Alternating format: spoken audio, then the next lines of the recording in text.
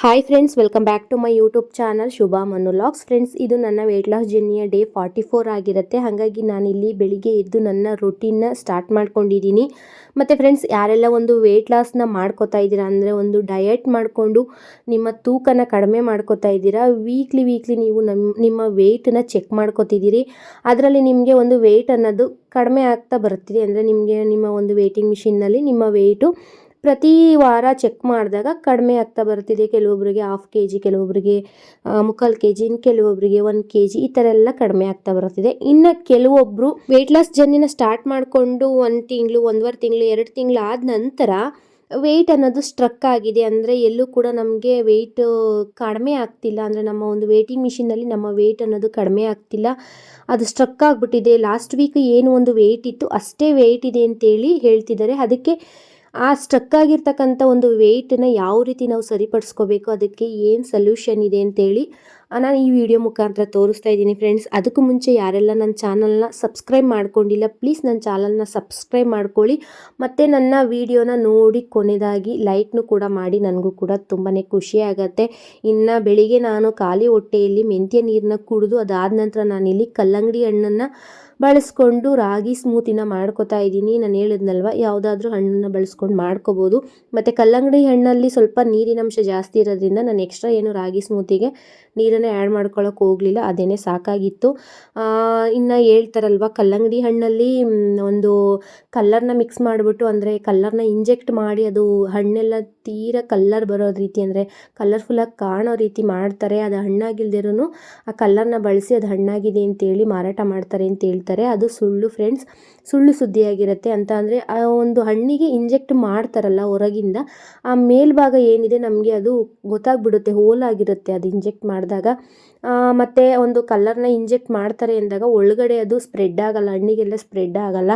ಅಕಸ್ಮಾತ್ ಸ್ಪ್ರೆಡ್ ಆಯಿತು ಅಂದ್ರೂ ಅದು ಹಣ್ಣೇನಾಗ್ಬಿಡುತ್ತೆ, ಒಳಗಡೆ ಕೊಳ್ತೋಗುತ್ತೆ. ನೀವು ನೋಡ್ಬೋದು, ಕಲ್ಲಂಗಡಿ ಹಣ್ಣನ್ನು ಕಟ್ ಮಾಡಿ ಇಟ್ಟಾಗ ಬೆಳಗ್ಗೆಯಿಂದ ಸಂಜೆವರೆಗೂ ಇಟ್ಕೊಂಡು ತಿನ್ಬೋದೇನೋ, ಇಲ್ಲ ಅಂದರೆ ಒಂದು ದಿನವೂ ಕೂಡ ಅದನ್ನು ಇಡೋಕ್ಕಾಗಲ್ಲ. ಏನಕ್ಕಂದರೆ ಹಾಳಾಗ್ಬಿಡುತ್ತೆ. ಇವಾಗಂತೂ ತುಂಬಾ ಬಿಸಿಲಿರೋದ್ರಿಂದ ಕಲ್ಲಂಗಡಿ ಹಣ್ಣನ್ನು ಕಟ್ ಮಾಡಿ ಹೊರಗೆ ಇಡೋಕ್ಕೆ ಆಗಲ್ಲ. ಏನಾದರೂ ಫ್ರಿಜ್ಗಳಲ್ಲಿ ಇಟ್ಕೊಂಡು ಇನ್ನು ಮಾರನೆಗೆ ಯೂಸ್ ಮಾಡ್ಕೋತು ಅಂದರೆ ಓಕೆ, ಹೊರಗಿಟ್ಟರೆ ಹಾಳಾಗುತ್ತೆ. ಇನ್ನು ಅದರೊಳಗಡೆಗೆ ಕೆಮಿಕಲ್ನ ಇಂಜೆಕ್ಟ್ ಮಾಡಿದ್ರೆ ಅದು ಚೆನ್ನಾಗಿರುತ್ತಾ, ಒಳಗಡೆನೆ ಕೊಳ್ತೋಗಿರುತ್ತೆ. ಹಾಗಾಗಿ ಇದೆಲ್ಲ ಸುಳ್ಳು.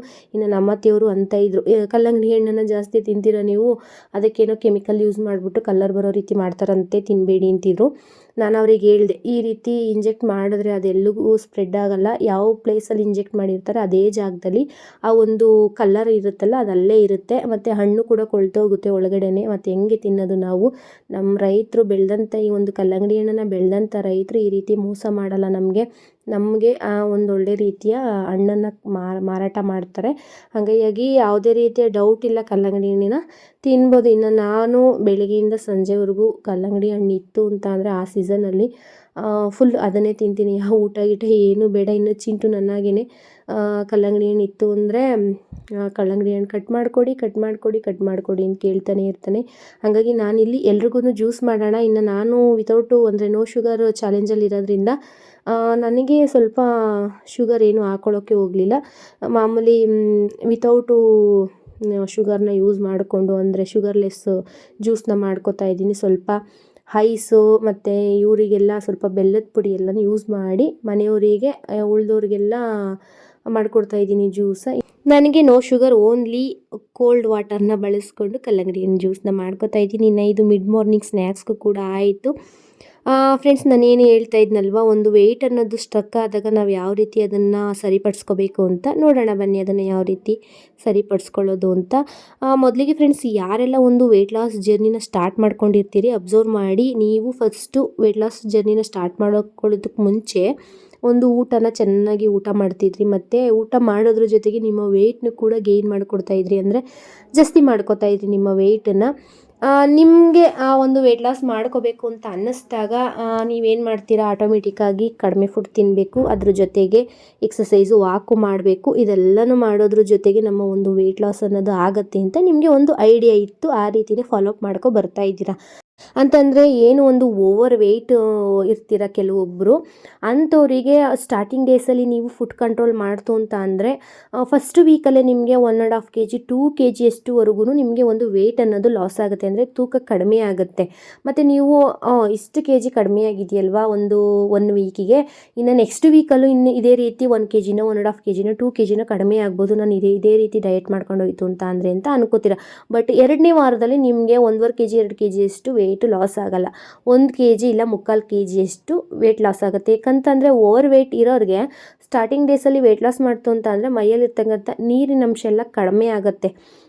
ಆ ಥರ ಕಡಿಮೆ ಆದಾಗ ಅಂದರೆ ಒಂಥರ ಹೇಳ್ತೀವಲ್ಲ, ತೀರಾ ಫುಡ್ಡು ತಿಂದಾಗ ಒಂದು ಬಾಡಿ ಏನು ಶೇಪಲ್ಲಿತ್ತು ಅದೇ ಬಾಡಿಗೆ ಕಡಿಮೆ ಫುಡ್ಡನ್ನು ಕೊಟ್ಟಾಗ, ಸಡನ್ನಾಗಿ ಕಡಿಮೆ ಫುಡ್ ಕೊಟ್ಟಾಗ ಆ ವೀಕಲ್ಲಿ ಕಡಿಮೆ ಆಗೇ ಆಗುತ್ತೆ. ಯಾರಿಗಾದರೂ ಒಬ್ಸರ್ವ್ ಮಾಡಿ, ಫಸ್ಟ್ ವೀಕಲ್ಲಿ ಜಾಸ್ತಿನೇ ವೆಯ್ಟ್ ಕಡಿಮೆ ಆಗುತ್ತೆ.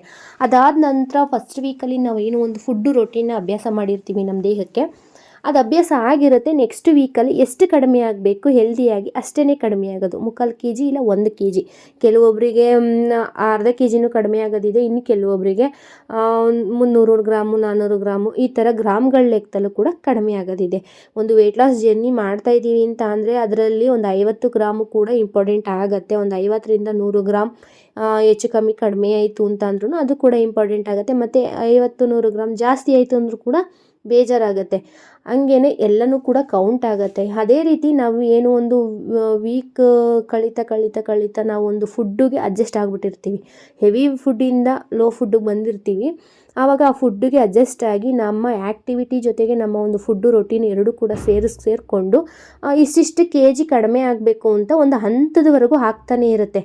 ಆ ಒಂದು ಹಂತದವರೆಗೆ ಅಂದರೆ ಒಬ್ಬೊಬ್ಬರಿಗೆ ಒಂದು 6 ವಾರ ಆಗಿರ್ಬೋದು, ಒಬ್ಬೊಬ್ರಿಗೆ 5 ವಾರ ಆಗಿರ್ಬೋದು, ಅಲ್ಲಿವರೆಗೂ ಕನ್ಸಿಸ್ಟೆನ್ಸಿಯಿಂದ ಒಂದು 3/4 kg 1 kg ಅಷ್ಟು ಕಡಿಮೆ ಆಗ್ತಾನೇ ಬರುತ್ತೆ.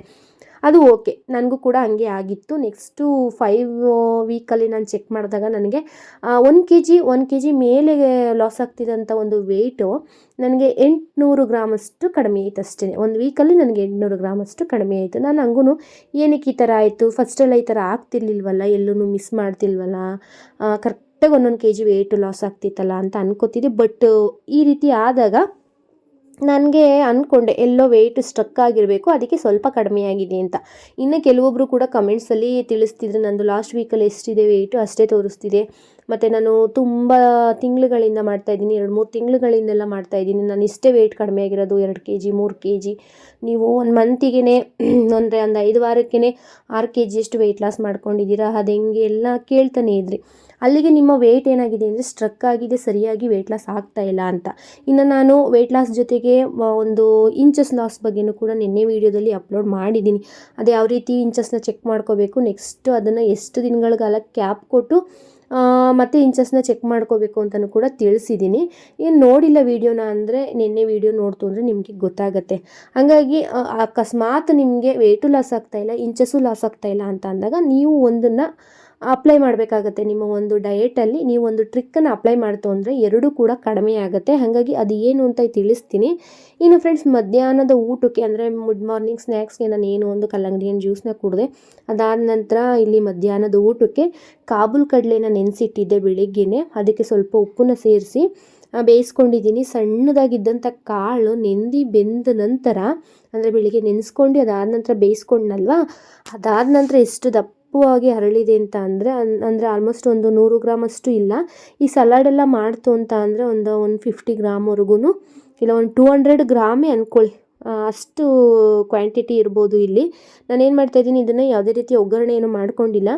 ಇದಕ್ಕೆ ಸಣ್ಣದಾಗಿ ಈರುಳ್ಳಿ, ಟೊಮೊಟೊ, ಕೊತ್ತಂಬರಿ ಸೊಪ್ಪು, ಹಸಿಮೆಣ್ಸಿಕಾಯಿ ಎಲ್ಲ ಹಚ್ಕೊಂಡು ಮಿಕ್ಸ್ ಮಾಡ್ಕೊತಾ ಇದ್ದೀನಿ. ಅಂದರೆ ಕಾಬೂಲ್ ಕಡಲೆನ ಬೇಯಿಸ್ಬೇಕಾದ್ರೇ ಉಪ್ಪು ಹಾಕಿದ್ನಲ್ವ, ಹಾಗಾಗಿ ಇದಕ್ಕೇನು ಉಪ್ಪು ಹಾಕಕ್ಕೆ ಹೋಗಲಿಲ್ಲ. ಸಲಾಡ್ ರೀತಿ ಆಗುತ್ತೆ, ಜಾಸ್ತಿ ಏನು ಕ್ಯಾಲರಿನೂ ಸೇರಲ್ಲ, ಮತ್ತು ಸಾಕು, ಇಷ್ಟು ಸಾಕಾಗುತ್ತೆ ನನಗೇನೆಂದರೆ ಊಟನ ಕಂಟ್ರೋಲ್ ಮಾಡ್ಕೊಂಡು ತಿಂತಾ ಬರ್ತಾರೋದ್ರಿಂದ ನನಗೆ ಅಷ್ಟೇನು ಹೊಟ್ಟೆಗೆ ಜಾಸ್ತಿ ಹಶು ಅಂತೇನು ಅನಿಸಲ್ಲ. ಇಷ್ಟಿಷ್ಟು ತಿಂದುಬಿಟ್ರೆ ಸಾಕು ಅಂತ ಅನಿಸುತ್ತೆ, ಹೊಟ್ಟೆ ಫುಲ್ ಆಗುತ್ತೆ. ಮತ್ತು ಅದ್ರ ಜೊತೆಗೆ ನೀರು ಕೂಡ ಕುಡಿತೀನಿ, ಡೆಟಾಕ್ಸ್ ವಾಟರು ಮತ್ತು ಸ್ನ್ಯಾಕ್ಸ್ ಇದೆಲ್ಲ ತಗೊಳ್ಳೋದ್ರಿಂದ ಇಷ್ಟೇ ಸಾಕು ಅಂತ ಅನಿಸುತ್ತೆ. ಹಾಗಾಗಿ ನಾನಿಲ್ಲಿ ಕಾಬೂಲ್ ಕಡಲೆನ ಈ ರೀತಿ ಸಲಾಡ್ ಮಾಡ್ಕೊಂಡಿದ್ದೀನಿ. ಇನ್ನು ಒಗ್ಗರಣೆ ಮಾಡ್ಕೋತೀವಿ ಅಂದರೆ ಒಗ್ಗರಣೆನೂ ಕೂಡ ಮಾಡ್ಕೋಬೋದು, ತೊಂದರೆ ಏನಿಲ್ಲ. ಸೇಮ್ ಒಗ್ಗರಣೆ ಮಾಡ್ಕೊಳ್ಳೋದಕ್ಕೆ ಸ್ವಲ್ಪ ಎಣ್ಣೆ ಮತ್ತು ಸಾಸಿವೆ ಕರಿಬೇವು ಏನು ನಾನು ಹಚ್ಚಿಟ್ಕೊಂಡು ಮಿಕ್ಸ್ ಮಾಡಿಕೊಂಡೆ, ಆ ಥರ ಈರುಳ್ಳಿ ಟೊಮೊಟೊ ಎಲ್ಲನ ಹಾಕ್ಕೊಂಡು ಲೈಟಾಗಿ ಒಗ್ಗರಣೆ ಮಾಡ್ಕೊತು ಅಂತ ಅಂದರೆ ಅದನ್ನು ಕೂಡ ತಿನ್ಬೋದು, ಚೆನ್ನಾಗಿರುತ್ತೆ. ನಾನು ಸ್ವಲ್ಪ ಆಯಿಲ್ ಬೇಡ ಅಂತೇಳಿ ವಿತೌಟ್ ಆಯಿಲ್ ಅಂತೇಳ್ಬಿಟ್ಟು ಸ್ವಲ್ಪ ಸಲಾಡ್ ರೀತಿ ಮಾಡಿಕೊಂಡೆ. ಇನ್ನು ಊಟ ಎಲ್ಲ ಮುಗಿಸಿ ಸಂಜೆ ಐತಲ್ವಾ, ಟಿ ವಿ ನೋಡ್ತಾ ಇದ್ವಿ, ಚಿಂಟುಗೂ ರಜೆ ಇತ್ತಲ್ಲ, ಅವ್ರ ಅಪ್ಪನೂ ಇದ್ದರು.